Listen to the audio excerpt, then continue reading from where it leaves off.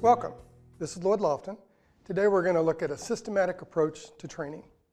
When you think about training, let's take a minute to look at what the actual sales process so that you can train your salespeople on the things you want them to do the most in the order you want them to do it. How long does the average sales call usually take? Somewhere around an hour, doesn't it? Now think about this. For your product, whatever the product is, about how long would it take you to actually tell a prospect the features of your product? Not everything about your product, but just the features of your product. Would it take 10 or 15 minutes?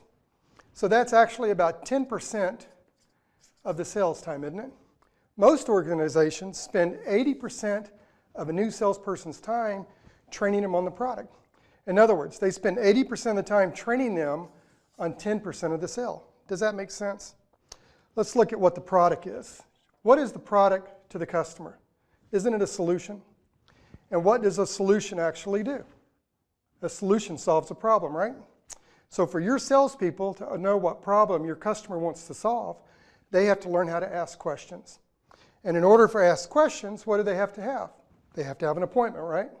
And in order to get an appointment, they actually need a prospect. So when you think about training people in a systematic way, you want to train them on the things you want them to do the most in the order you want them to do it.